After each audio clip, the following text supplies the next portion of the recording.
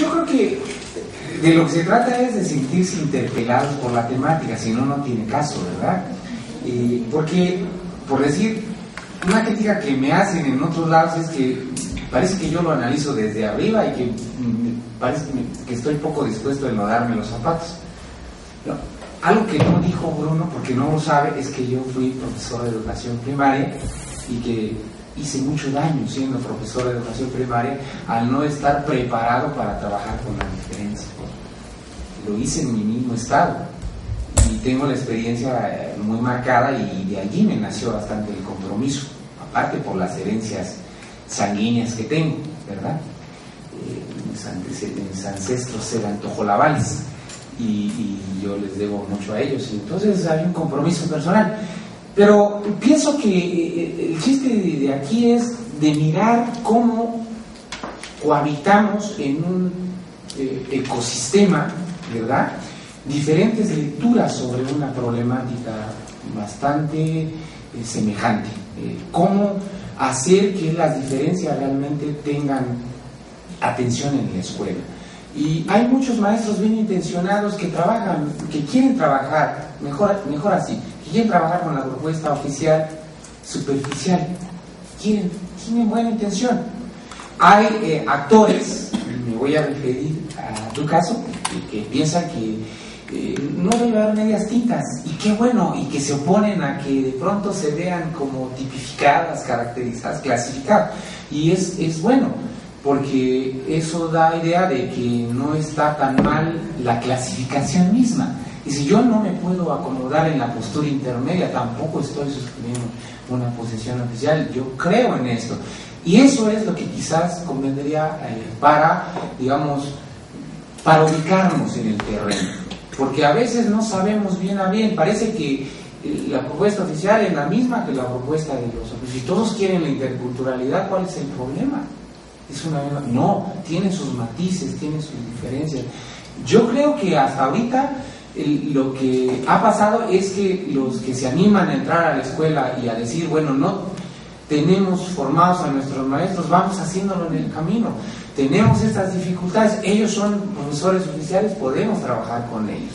Aquí están los libros, podemos incorporar cosas de la lengua, de los conocimientos de los pueblos, y podemos entonces recuperar ese discurso de los propios actores que dicen, bueno, metan esto es un reclamo viejo, aparece muy marcado en los 70 del siglo pasado. Sergio Sarmiento y Consuelo Mejía hicieron un trabajo muy bonito sobre el movimiento indígena y aparece este tema de una educación que incorpore los conocimientos de los pueblos, y no le llaman necesariamente educación intercultural, porque este es un concepto que no, como el concepto de autonomía, es un concepto que nos inventamos para simplificar esa realidad que es difícil de simplificar, que más bien nos rebota todo el tiempo, porque por ejemplo yo he leído con mucho interés el trabajo de mi amigo Bruno y empiezo a mirar que él efectivamente como lector externo ve que no se trata solo de un problema educativo, es un problema, un proyecto político, cultural, muy ambicioso, muy amplio, que a veces encontramos referido como educación autónoma, ¿no? Ya se redujo, ¿no? Se simplifica. Y entonces yo creo que me agrada, bueno, que nos debe agradar la incomodidad en este caso, ¿no? Yo estoy de acuerdo y creo que me legitima un poquito más, ¿verdad? Bueno, en el caso de Alejandro, convendría ir introduciendo temas como tolerancia y otros cercanos en este asunto de la educación intercultural. Ya están. El problema es que a veces no aparece cuando uno atropelladamente quiere contar todo, pero incluso en la propuesta oficial esta temática está allí. Ahora, yo no estoy muy de acuerdo con el tema de la pluri y la multi, porque sí, entre la interculturalidad y la intraculturalidad, pero no en la pluri, porque estoy muy casado con la idea de que la pluriculturalidad es un asunto más bien que vendría después, cuando las culturas pudieran tener esta paridad que ahora no tienen. Y un poco importando el concepto de pluralismo que viene de la ciencia política, que lo hemos usado mucho nosotros a la hora de hablar de estos temas, uno ve el recorrido que tuvo ese concepto, y lo que puede decir es que cuando el pluralismo se introdujo en la ciencia política fue cuando las ideologías diferentes pudieron tener reconocimiento y alternancia en el escenario político. Hablamos de un sistema pluripartidista, un sistema pluriideológico, pero ya el resultado. Y en este caso de la educación, lo que estamos viendo es el proceso para llevar a una etapa en donde las culturas pudieran tener esta condición de pluralidad efectiva.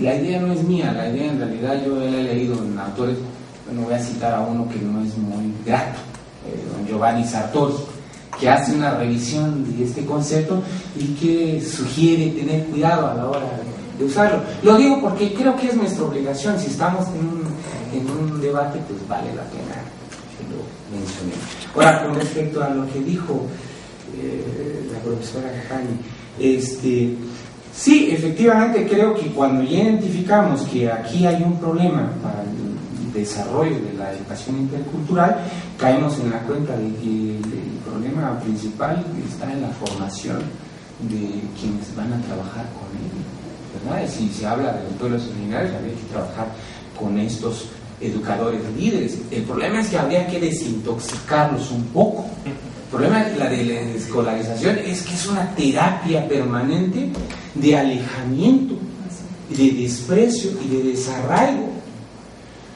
de lo que es valioso para los pueblos. Y no solo es valioso porque simbólicamente lo sea, sino porque para la filosofía de la vida misma tiene un significado cosmogónico. Uno tiene un desarrollo físico equilibrado, intelectual equilibrado, en la medida en que combina estos desarrollos y reconoce que es valioso lo de su cultura. Pero ¿qué pasa? Que la escuela nos introyecta permanentemente este desprecio por la diferencia, de manera que llamamos conocimiento lo que está en los libros y son occidentales, lo demás son saberes. Entonces perdimos un estatuto allí terrible. Y yo creo que ahí está la clave, en buscar, bueno, cómo podemos intervenir en esta realidad si creemos que la interculturalidad es algo posible, porque habrá quien pueda decir, esto no es posible, hay que abandonarlo. Hay gente que piensa así. Bueno, con respecto a lo que decía el profesor Lucas Ruiz,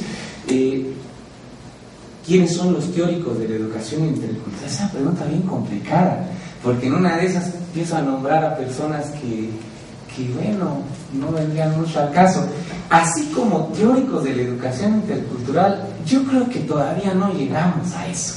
Tenemos gente que quiere hacer contribuciones sobre la educación, lo que entiende sobre la educación intercultural. Ustedes no me están preguntando, pero los españoles produjeron una cantidad de literatura basura sobre el tema que uno puede decir cómodamente, esto no sirve para nada, y ellos son nombrados los teóricos de la educación intercultural, con todo respeto para los que hacen buenos trabajos, los españoles, pero créanme que yo no me atrevo mucho a hacer una lista, y si la hago voy a poder, quizás me encuentre corto, ¿no? Si es que los hubiera como tales, ¿verdad? Pues agradezco mucho sus preguntas. Soy Lorena, independiente también. Mi pregunta, bueno, tengo un comentario acerca de la cuestión que, bueno, sí entra desde mi punto de vista la cuestión de la educación autónoma zapatista en la interculturalidad. Sin embargo, siento que sí hay una diferencia muy grande por las circunstancias mismas del territorio zapatista, ¿no? Es un territorio con características muy distintas a otros territorios, desde que empezamos sabiendo que existe, bueno, muchísimos cuarteles militares, o sea, no retenes como los que nosotros conocemos, sino cuarteles militares. Lógicamente es un territorio en guerra, ¿sí? Entonces las comunidades zapatistas, por supuesto, tienen condiciones muy distintas que de alguna u otra forma favorecen la parte autónoma, porque hablar de educación autónoma, pues nos referimos también a una rebeldía, ¿no? Una rebeldía encauzada en lograr un cambio de condiciones políticas y económicas, por supuesto, y una ruptura con todo el sistema oficial. Por eso es autónoma. Fuera de esa, creo que no existe otra, con esas condiciones en México y hasta donde yo sé, en el mundo. Entonces, mi pregunta concreta, o sea, entendiendo esto que acabo de decir, pero quisiera comprender un poco la parte media que nos plantea sobre la cuestión de esa parte intermedia en la que pues yo no es que no esté de acuerdo, siento que no tiene mucho futuro, pero me gustaría saber cuál es su propuesta para la formación de docente, porque bueno, efectivamente una parte muy importante para que eso funcionara medianamente, pues tiene que estar bien fundamentada, bien fuerte la parte de la formación docente. O sea, ¿cuál es específicamente la propuesta para la formación docente? Porque vivimos en un país, como ya lo mencionaron, en donde tenemos pues toda una historia cultural, toda una historia en la que nuestros conceptos han cambiado en todo, o sea, tanto, como decían, pues los hemos mamado, que ni cuenta nos damos de las cosas que hacemos. Entonces, el profesor, pues sí, profesor de educación primaria, de preescolar y en todos los niveles, pues somos un ejemplo para los alumnos, y no solamente las palabras que utilizamos pues son fuertes para ellos y son importantes, sino también las actitudes. Y ante eso, o sea, ¿cómo cambiamos esa parte? Porque aún en profesores que desde mi punto de vista son pues con un pensamiento no tan tradicional y que quieren educar de una manera diferente y todo, pues yo he escuchado expresiones como de que levanta la cara, pareces indio, ¿no? Y son cosas, y ni siquiera se inmutan de que los demás los oigan. Entonces, es esa parte, o sea, esa parte intermedia, o sea, ¿cómo la cambiamos? ¿Qué propuesta tiene específicamente, ¿no? Que habría que ir respondiendo viendo cada caso en particular. Conozco con bastante detalle el ejemplo de la escuela Guillermo Correa en el Distrito Federal, en donde hay una escuela vespertina, en donde asisten mayoritariamente niños ñaños, de migrantes de Querétaro, migrantes ñaños al DF, que asisten a esa escuela. Entonces, la propuesta esta, que me parece que es muy imaginativa, muy creativa, empezó trabajando con los maestros. Algunos estaban muy interesados en resolver la problemática educativa concreta, se enfrentaban de pronto con que estos niños, sus niños, no acreditaban, no avanzaban en el desarrollo de los temas, porque parecía que tenían un problema, y en realidad no era un problema de carácter psicológico como al principio creían, sino que era un problema de diferencia lingüística que no estaba atendiendo la escuela, y la escuela debe tener una respuesta a un problema como este. Y como tenían sensibilidad, sus resultados eran bajos, buscaron el apoyo, y entonces hubo comunión de la necesidad de los profesores con el interés de los investigadores. Y allí surgió un equipo que empezó a intervenir, y lo primero que hicieron fue empezar, bueno, a pensar en el tema del bilingüismo, y si esto en realidad podría ser atendido allí pese a las limitaciones que encontraban. Y entonces, en comunión, ¿verdad?, investigadores universitarios y profesores que tenían este problema empiezan a desarrollar pues la formación, eso es básico, y atender cosas tan elementales como esto, el cuidado de las palabras. Todas las palabras no son neutras, van cargadas de sentido, y empezaron por eso, que es básico. El problema es que luego allí resultaron intereses políticos y el proyecto naufragó.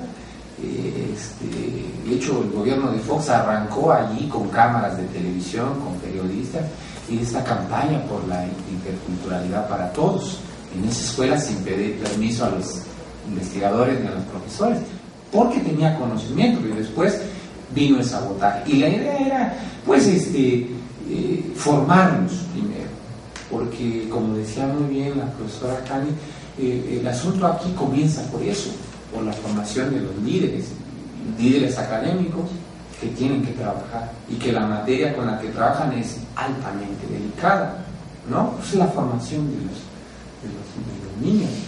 Y lo que hacían era primero poner el acento en las bondades que ofrece la atención de la lengua materna, porque genera transferencias, competencias que luego permiten que esas competencias en su lengua materna sean llevadas para el conocimiento de la lógica, de la lengua, para empezar, la segunda lengua, y de la lógica, de la matemática y de todos los otros saberes de los que tienen necesidad los nuevos ciudadanos, ¿no?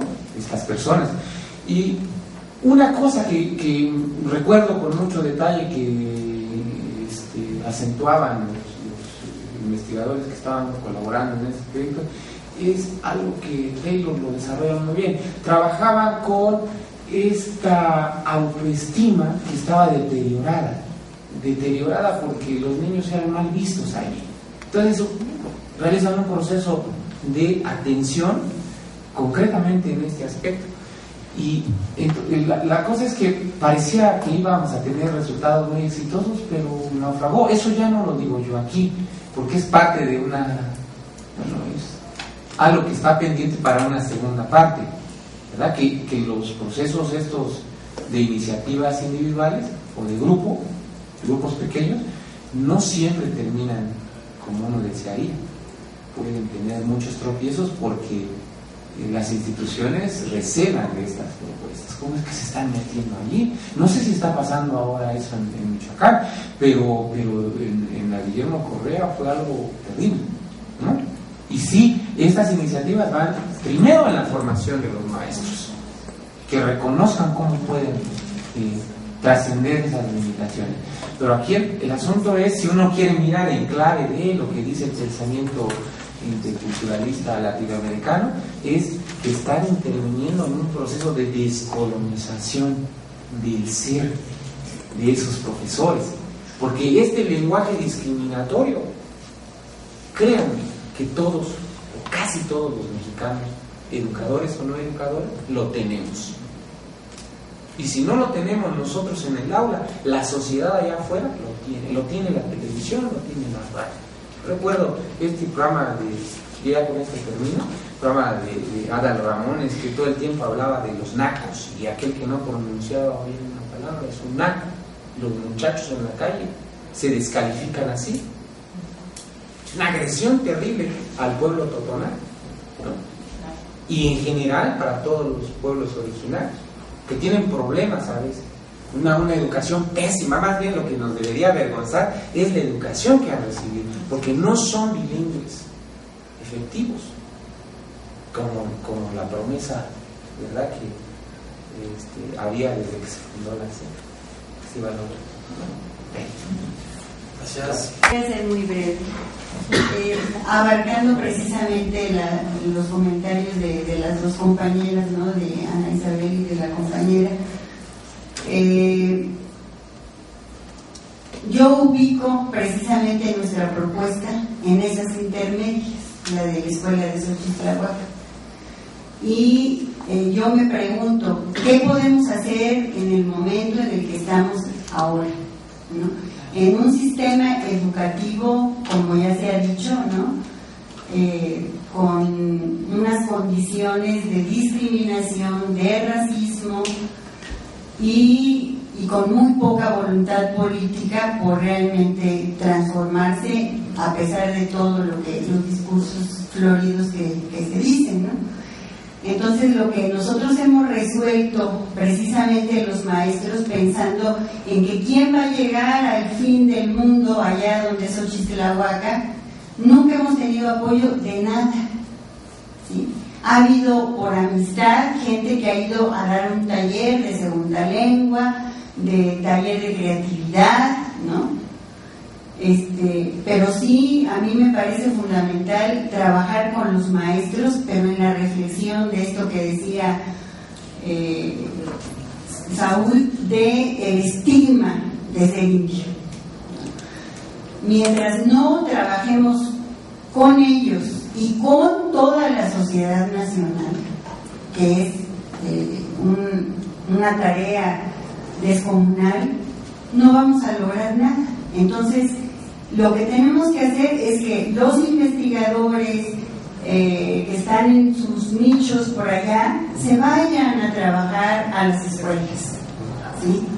Entonces, en la escuela es la propuesta, ¿no? Hay que formarse y nos formamos todos en la escuela, ¿sí? Una formación en la práctica. Comunidades indígenas y educación intercultural bilingüe. Tenemos a Ana Elena Erape y a Eline Milson. Ana Elena es maestra purépecha, estudió la licenciatura en educación preescolar y primaria para el medio indígena, la LEPEPMI, en la UPN de Zamora, Michoacán, y la maestría en desarrollo educativo en la UPN Ajusco. Ha trabajado como profesora de educación primaria intercultural bilingüe, como delegada de la Organización Nacional Purépecha en alfabetización de adultos y también como instructora comunitaria del Consejo Nacional para el Fomento Educativo, CONAFE, en Michoacán. Como les dije en la introducción, Ana es miembro del equipo de investigación en sociolingüística aplicada que dirige el doctor Enrique Hamel, ¿no? Les aconsejo visitar la página de internet, está llena de recursos muy interesantes, videos, audios, textos, ¿no? del programa Comunidades Indígenas y Educación Intercultural Bilingüe, CIEIR.org, con sede en el Departamento de Antropología de la Universidad Autónoma Metropolitana, Campus Iztapalapa. La acompaña Eline Milson, que siempre es la bienvenida aquí en Cuernavaca también. Eline nació en Brasil, de padres islandeses, vivió en Brasil y Cuba y reside en México desde 1970. Hizo estancias de investigación en Islandia, en Estados Unidos, Francia y España.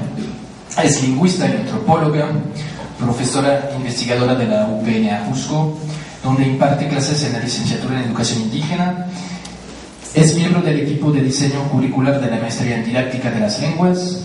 Se ha centrado en la lingüística aplicada a la docencia de lenguas y el análisis del discurso como áreas de encuentro entre la lengua, la cultura y la educación. Además de participar en el mismo programa coordinado por Enrique Hamel en la región purépecha, Eline ha elaborado en coautoría cuartillas de actualización para docentes y muchos materiales didácticos o libros de texto para la enseñanza del inglés, del portugués, el español, tzotzil y el zapoteco.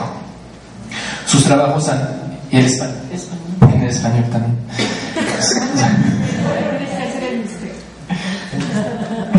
Sus trabajos han versado sobre aspectos de didáctica de lengua, de diseño de cursos y curricular y la educación indígena. Muchas gracias por haber aceptado la invitación.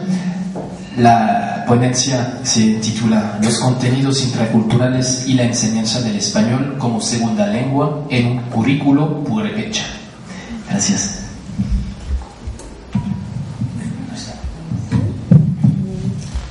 Charles Kimbohia, Salira Sumandaspan. Muy buenas tardes a todos. Ahora me ha tocado a mí ser portavoz de todo el trabajo en equipo que hemos desarrollado con mis compañeros maestros en la Sierra Purépecha, en particular San Isidro y Urimitiro. Y bueno, pues en principio vamos a como que aterrizar un poco más, ¿no?, en lo que se ha debatido, se ha analizado en este espacio. Hace 8 días estuvimos aquí presenciando una gran participación de Ruth Moya, Luis Enrique López, entonces creo que vamos relacionando, ¿no?, todas estas reflexiones en relación a algo más aterrizado, se podría decir, ¿no? Y esta es como la experiencia que nosotros traemos. Y bueno, para ir entrando al tema, a nosotros nos gustaría compartir con ustedes el trabajo que se ha desarrollado desde 1995 en las escuelas de San Isidro y Urimitiro, que son de educación primaria, a donde los habitantes usan el purépecha o son hablantes del purépecha, son comunidades indígenas donde mayormente se habla el purépecha como L1. Y bueno, los maestros inician ese trabajo como una propuesta propia. Ellos son maestros de las localidades, de la comunidad mayormente, y bueno, ellos deciden de pronto buscar una nueva forma de trabajo en este año para ver por qué las escuelas no tienen un impacto, ¿no? Siempre se ubicaron como escuelas de rezago educativo. Entonces ellos inician con esta tarea, ¿no?, de enseñar las clases en purépecha aún sin una estructura sólida, ¿no?, de cómo llevar, encaminar a los alumnos. Y bueno, a partir de esto, pues ellos inician a la tarea desde la elaboración de materiales. Y bueno, la idea ahora ya organizada, y que decimos, bueno, tuvo un principio y justo era lo que queríamos, que los niños sean bilingües, ¿no?, que aprendan desde su lengua, que aprendan a leer y escribir en su lengua. Y luego viene toda esa parte de la enseñanza del español como segunda lengua. Y bueno, en este contexto que estoy haciendo así brevemente es justo para darle entrada al documental que traemos, que es justo toda este trabajo de colaboración, de acompañamiento entre los profesores que inician ellos mismos con esta propuesta. Y bueno, se va integrando todo este acompañamiento con especialistas, lingüistas, pedagogos, justo para ir aterrizando más. No sé cómo.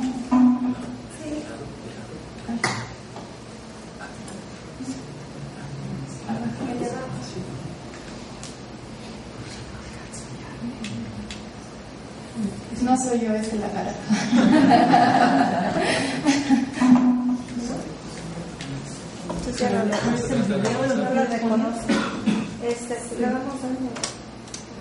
Sí, avanzamos. Bueno, en este acompañamiento pues hemos tratado de ir ubicando, ¿no?, cuáles han sido nuestras fases de trabajo una vez que inicia el proyecto escolar. Y bueno, en 1999 se integran el equipo de investigación, que justo es en esa parte del grupo externo, en donde ellos podrían participar, ¿no?, a donde había como este espacio de la lengua indígena dentro del trabajo escolar, cómo se puede hacer un trabajo en colaboración. Entonces, de esta manera inicia todo este acompañamiento. Y bueno, las instancias más que más han participado con nosotros, en cierta manera no como institución, sino como colaboración entre especialistas de la UAM, la UPN, la UNAM y la DGI, pero no como tal, no como una participación institucional, sino como aquellos compañeros que han sentido, ¿no?, esta necesidad de colaborar y de ir construyendo juntos un trabajo propio y de propuesta curricular, integrando obviamente, como les había comentado, el purépecha como L1 y el español como segunda lengua. Pasamos a la siguiente. ¿Por qué de pronto llegamos a esta reflexión, ¿no?, y cuáles eran como las necesidades que se han tenido? Y bueno, el punto de partida, y eso sí lo tenemos muy muy en claro que sí hemos partido del programa de estudio de la SEP, porque finalmente sabemos que los maestros pertenecen a una zona escolar, a una escuela, entonces de pronto sí habría que irse agarrando de algo, ¿no? Porque sabemos que para construir algo desde abajo sí tenemos que trabajar muy duro, y como lo hemos venido haciendo, pero los maestros tenían que justificarse, ¿no? ante la supervisión de zona. Entonces de esta manera se empezó a crear un currículo de educación intercultural bilingüe, pues agarrándose, ¿no? del currículo oficial. Y bueno, ha sido como el instrumento principal que en principio, y creo que más adelante vamos a ir desmenuzando un poco para no quedarnos con esa idea, ¿no? De que, bueno, los maestros están trabajando como en cualquier otra escuela, ¿no? Hay cosas muy legítimas y pues en principio es una decisión propuesta por ellos. Creo que en este espacio, no sé si la maestra Eileen quiera argumentar algo sobre el contexto de la introducción al documental, o nos pasamos ya al documental, porque sería lo próximo que estaríamos viendo. Lo bueno, tenemos instrumentos de trabajo que se han desarrollado a partir de estas bases que, bueno, surge de la práctica y de la sistematización del trabajo en el aula. Los instrumentos de trabajo con los que los maestros estamos trabajando, y pues sí se ha estado analizando de cómo vamos a integrar la parte de los contenidos que están dentro de la cultura purépecha, ¿no? Y se ha revisado todo el programa de estudio y otros materiales, ¿no? De otros países, sobre todo latinoamericanos, que han trabajado más bajo esta pauta, desde la parte del reconocimiento o el uso de la lengua indígena dentro del aula. Y bueno, sí hemos estado como tratando de ver otros enfoques teóricos, y bueno, de pronto yo recuerdo, ¿no? En un momento los maestros que estábamos más integrados en este trabajo colegiado, de pronto sí nos preguntábamos, bueno, ¿qué somos? Constructivistas, interculturales, y es un lío, ¿no? Y ahora me remitió mucho este recuerdo con la participación del doctor que nos antecedió. De pronto era así, ¿qué somos? Inter, intra, multi, pluri. Entonces de pronto no pensemos en eso, ¿no? O sea, desechemos todas esas ideas y centrémonos a construir algo que viene desde nuestras comunidades. Y bueno, estas herramientas han sido útiles en las manos de los maestros, porque es la construcción desde la propuesta que ellos van generando dentro de las aulas. ¿Avanzamos? Sí, bueno, la organización que nosotros tenemos es del plan curricular, sería un poco organizado en este esquema. Creo que la maestra Eileen podría apoyarnos en este sentido para explicar un poco, ¿no? Cómo hemos ido organizando nuestra estructura de trabajo, y que bueno, ahí estamos más o menos contextualizando.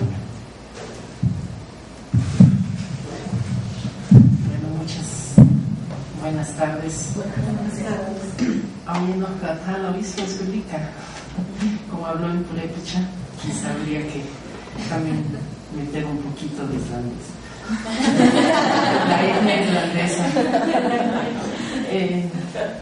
Nada más, algo que yo quería mencionar, justamente como dice Ana, que dice el compañero Saúl. Justamente todo este concepto de interculturalidad definitivamente no estaba existiendo en 1995, y si bien se ha usado el término EIB desde muy pronto, en realidad no forma parte del entramado de conceptos que se haya manejado entre los maestros, y ni siquiera, vamos a confesarlo, con el equipo inicial de investigadores. Estaban mucho más preocupados por otros temas como el purépecha en sí, la calidad de la educación, el asegurarse o la búsqueda de salirse de esquemas justamente de marginación.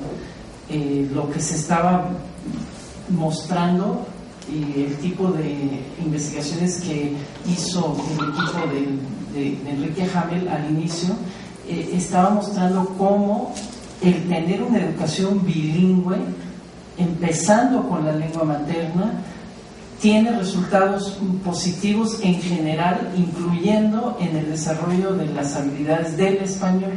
Entonces, es un comentario que quería hacer, porque tienen toda la razón el compañero Saúl, de que este término de interculturalidad es algo que ha ido como penetrando en los últimos años y ha ido teniendo resignificaciones. El foco de atención tanto de parte de los maestros y de los que iniciaron el proyecto como del equipo de investigación con el doctor Hampel ha sido eso, la calidad de la docencia, mucho más que la cuestión cultural que empezó a trabajarse en realidad por parte con los maestros a partir del 2007, o sea, no hace más de 5 años. Entonces, nada más así, esta idea aquí, primero es la idea de la importancia de la planeación, que eso ha recalcado mucho Enrique, una planeación constante y de calidad donde se esté viendo los resultados. Y una comprensión o una perspectiva del purépecha que, digamos, si los que saben un poquito de este proyecto, lo más interesante, o sea, digamos, que ha sido, digamos, muy un parteaguas en gran medida, es el hecho de que los contenidos curriculares nacionales sean enseñados en purépecha, y que eso fue una decisión por parte del equipo de maestros y sobre todo, digamos, como iniciativa de Gerardo Alonso, que es el director de una de las escuelas. Y entonces el español entra como L2 y con propuesta de Enrique, que es lo que yo voy a presentar brevemente al final, no abundaré mucho. Está ligado no es una perspectiva de español como lengua extranjera, por ponerlo de alguna manera, sino como integrado a los contenidos curriculares, digamos, es un enfoque que existe hoy en día. Y aquí, como pueden ver, el esfuerzo inicial, sobre todo en los primeros años, era buscar instrumentos viables para los maestros para que realmente llegaran a aterrizar el trabajo en el salón de clase. Bueno, lo que sí deberíamos, lo que yo sí debería de resaltar mucho es que toda esta parte organizativa se ha elaborado junto con los profesores. De pronto vemos, ¿no?, que tenemos un programa de enseñanza del purépecha, el programa de estudio de asignaturas, el programa de enseñanza del español como L2. En el plan bimestral, justo ellos son los que han estado proponiendo y se han recuperado actividades o la forma en que ellos organizan las clases, desde cómo lo van llevando hacia abajo.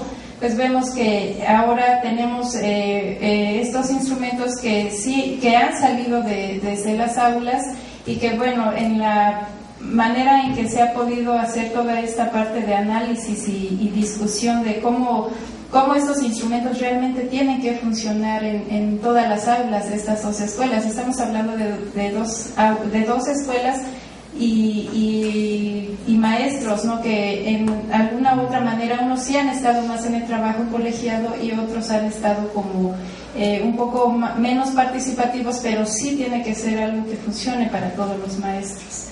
Entonces, de esta manera, pues hemos tratado de organizar los instrumentos que ellos utilizan en el aula, que han salido desde el aula, y que, bueno, en cierta manera sí se ha hecho un reconocimiento de nosotros como maestros, que sí ha sido muy fructífera toda esta parte del acompañamiento con los investigadores, porque finalmente nosotros estamos dando la pauta, ¿no?, de las propuestas que se están generando. Y bueno, creo que un poco en esta explicación pues estamos dando como una introducción a lo que es el documental. Y ahora pasamos a la construcción de esta propuesta curricular, pues viene directamente del aula, ¿no? Y que estamos hablando de cierta manera muy fuertemente, reiterando toda la parte de lo que es la educación intercultural bilingüe. Y bueno, el componente cultural ha sido fundamental para nosotros, ¿no? Pero de pronto no queríamos sentirnos como que estuviéramos folclorizando toda nuestra cultura, como muchas veces se clasifica de esta forma, ¿no? Entonces, creo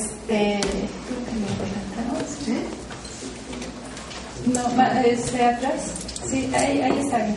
Entonces nosotros decidimos como que ubicarnos dentro de esta propuesta en la cultura propia, pero hablando desde el componente intracultural. Quizás nosotros no estemos como tan familiarizados con los enfoques o con toda esta parte del respaldo teórico, pero en cierta manera estamos como que tratando de buscar cómo ir dándole toda la esencia que corresponde al trabajo en la parte del purépecha. Y bueno, esos son como nuestros focos centrales, que es el primer componente, que son los contenidos intraculturales y los contenidos interculturales. Ya quizás aquí se puede generar un debate en torno a los dos términos que estamos empleando, pero de esta manera tratamos como que nosotros organizarnos también dentro de nuestra cabeza y empezar como que así darle un respaldo, ¿no? Entonces, ahora sí avanzamos. El componente intracultural, que sería el tema que yo estaría explicando un poco, nosotros lo hemos, o más bien tuvimos un inicio de trabajo para justo sistematizar todo lo que está en la cultura a través de unidades temáticas de la cultura purépecha. Y hasta ahora pues hemos desarrollado 7 unidades que se han integrado al programa de estudio, a los planes bimestrales, y que ocupa un lugar central dentro del trabajo o dentro de los instrumentos de trabajo de los profesores. Avanzamos, y bueno, esto viene dosificado de primero a sexto grado, y bueno, aquí tenemos las 7 unidades temáticas que rigen en sí la esencia de toda la parte del pueblo purépecha, desde la parte organizativa hasta la parte de la salud, ¿no? Hay un tema que no hemos terminado de desarrollar, lo que es toda la parte de las matemáticas, que los maestros ya lo trabajan, pero sí necesitamos terminar esta propuesta de unidad temática que justo estaría centrando los elementos más fuertes dentro del campo de las matemáticas. Y bueno, aquí estamos viendo que la primera unidad temática pues está refiriendo a lo que es la organización social y política del pueblo purépecha.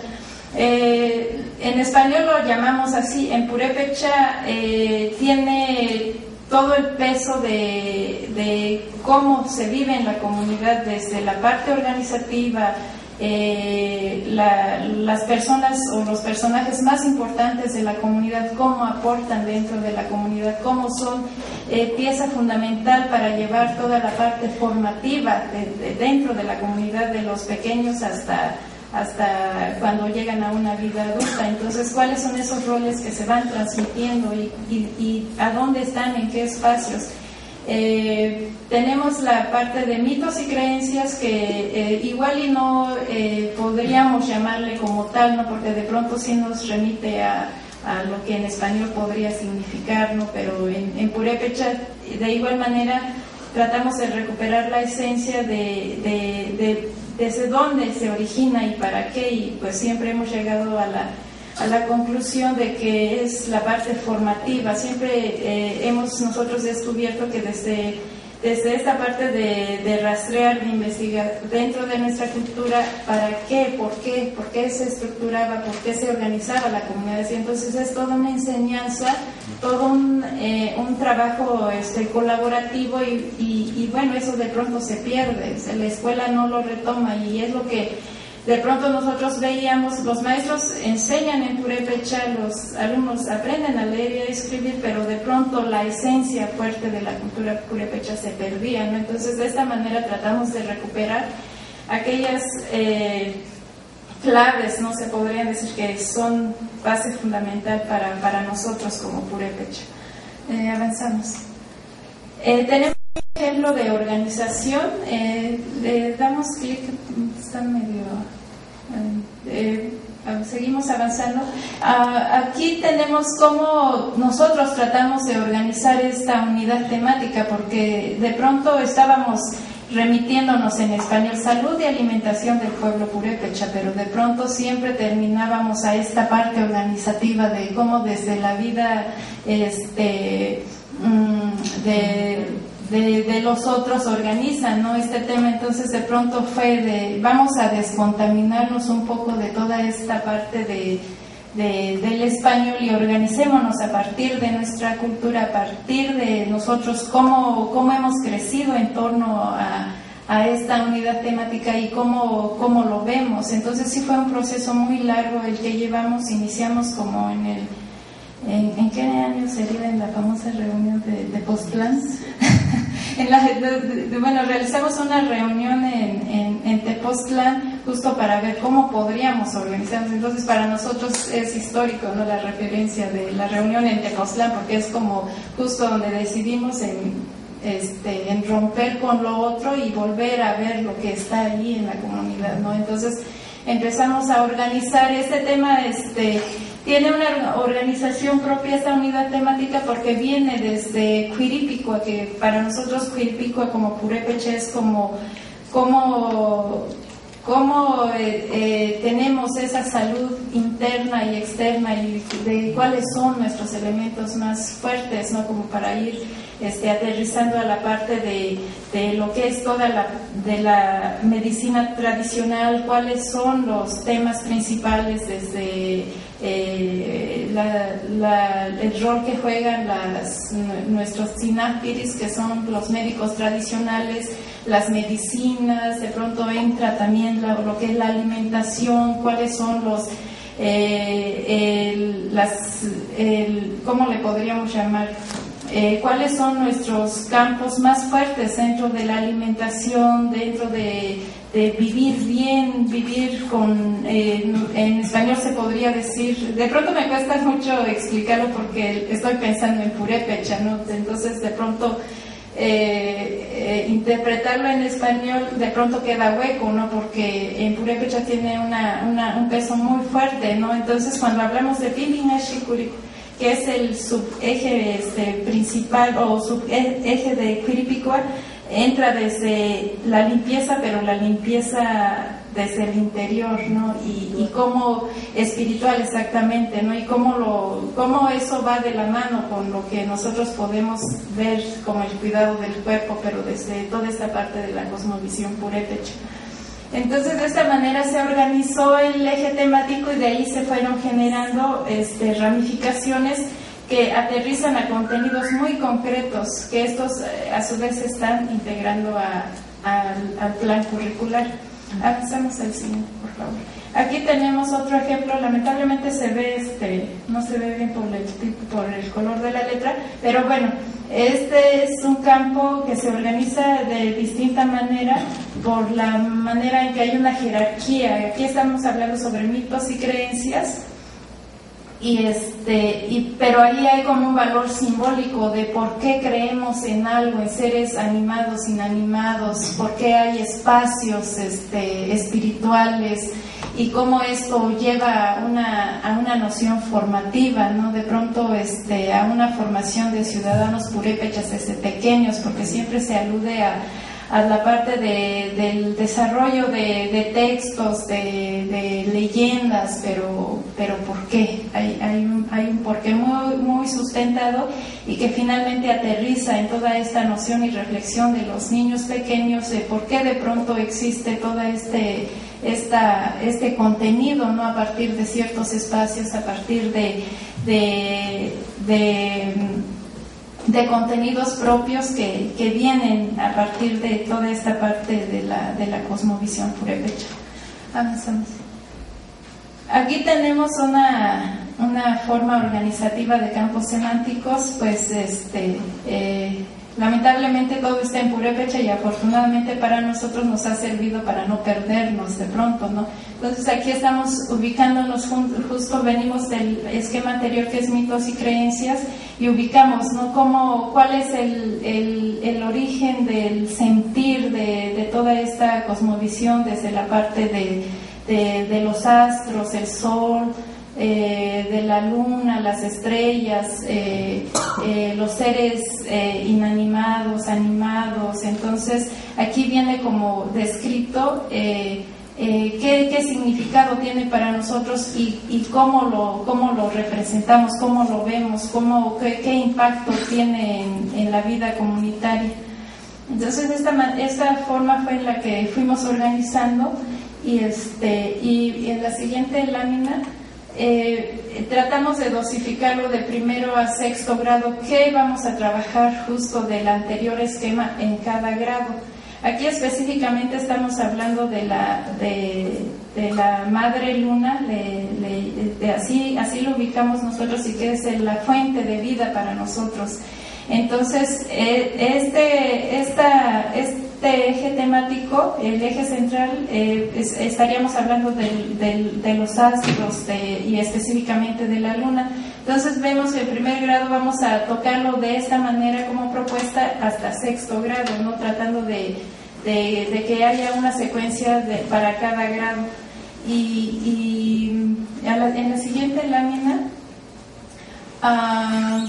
pues aterrizando justo con esta parte, ¿no?, que veíamos en el documental, los maestros pues sí hemos venido tratando de sistematizar lo que está dentro de la comunidad y que bueno, el desarrollo de estas unidades temáticas complementaron el trabajo de la enseñanza del purépecha a partir de primer grado, porque a partir de ahí fuimos fortaleciendo, bueno, los maestros trabajan en purépecha, están trabajando X contenido de asignatura en purépecha, los niños redactan en purépecha, los maestros realizan material didáctico y hay una parte introductoria en donde los maestros se remiten, justo ellos le llamaban los conocimientos previos, ¿no?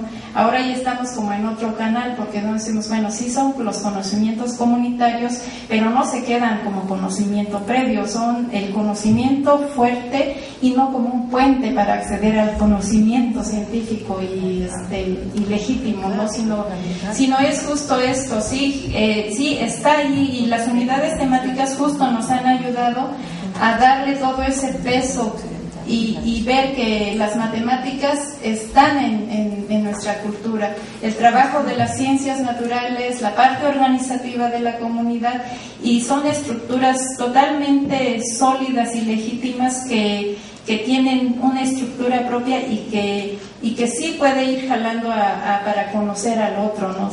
Se podría decir, sí, trabajar el contenido de asignatura, pero ya hay una base sólida del conocimiento matemático, social, natural. Entonces, vamos bajo este principio y bueno, de esta manera tratamos como de irnos coordinando con el español como segunda lengua, justo para ir integrando ambas lenguas y no quedarnos de pronto como en la mera interpretación de los programas de estudio en purépecha, sino sí trabajar desde el purépecha. Avanzamos. El principio que tenemos aquí y que este esquema nos ha ayudado muchísimo es justo, la lengua purépecha es el eje central del trabajo de los profesores. Y bueno, como decimos, nosotros trabajamos a partir del programa de estudio de la SEP, pero la visión más grande que nosotros tenemos es que esto se revierta, que las unidades temáticas sean verdaderamente el núcleo central del plan curricular que tenemos, que las unidades temáticas, toda la parte de lo que se tiene sistematizado sea el que formalmente tenga una estructura, aunque en el aula los maestros están trabajando desde el purépecha, pero ¿cómo lo presentamos? ¿Cómo damos ese paso, ¿no? Como propuesta en donde de pronto no que lleguemos a contradicciones o de pronto nos echen para abajo nuestra propuesta de trabajo porque no está dentro de los requisitos de trabajo de trabajo que establece la SEP, ¿no? Entonces de pronto estamos como que sí generando paso a paso, los maestros llevan desde 1995 hasta ahora, ya son casi 15 años. Nos hemos tardado, pero vamos paso a paso, porque de pronto sí sería muy lamentable que saquemos a la luz nuestro trabajo y se desplome porque política, magisterial, sindicalmente no se acepte, ¿no? Y sabemos todos los que estamos aquí que hay la estructura política de la SEP o simplemente en educación indígena pues no da una muy buena propuesta, y de pronto si sale alguien a la luz lo tira, ¿no? Entonces sí estamos como que sí cuidando esta parte, y bueno, en esencia es como nuestro mapeo de cómo la lengua purépecha sí está en el centro del trabajo. Como ejemplo nada más cómo hemos llegado justo retomando también, ¿no?, al concepto y lenguaje académico en purépecha. Justo esto es en acompañamiento con los profesores, o más que nada entre los profesores, los que fuimos reflexionando, analizando cómo podemos llegar a un concepto matemático a partir de la lengua purépecha. Y este caso fue muy interesante porque justo fue el significado que tiene para nosotros el espacio, ¿no? Cómo lo ubicamos, desde qué tipo de espacio estamos hablando. Entonces esto nos ha servido mucho este ejemplo, y que sí es material para nosotros justo para ir creando nuevos conceptos y vocabularios que a su vez enriquecen el lenguaje académico en purépecha.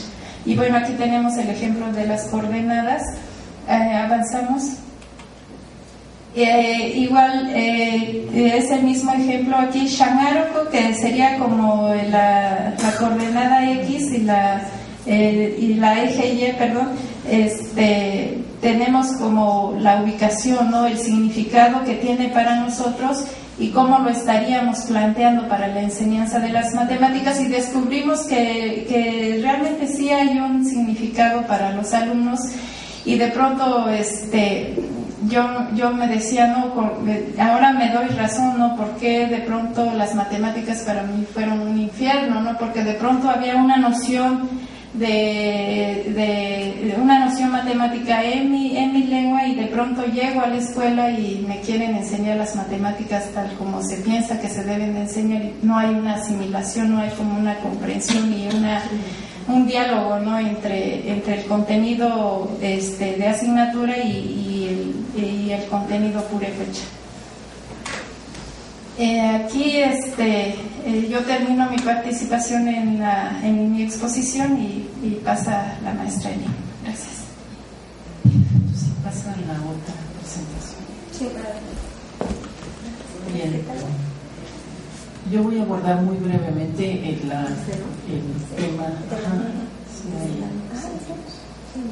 el tema del español L2, como L2. Así está bien, si pueden nada más ponerlo como presentación. Sí.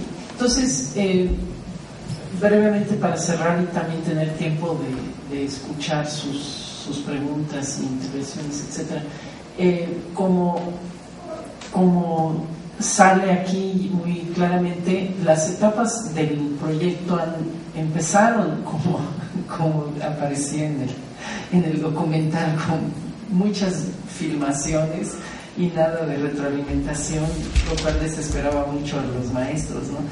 Y después hubo toda esta etapa donde estaban centrados, se centró mucho en hacer pruebas que arrojaron resultados como los que vieron en el documental, donde claro, o sea, digamos que fue muy alentador mostrar que justamente el trabajo con el purépecha como L1 hacía que incluso el español, aún no siendo enseñado sistemáticamente, diera mejores resultados en esas escuelas que en escuelas del mismo sistema en castellanizantes, ¿no?, de orden castellanizante.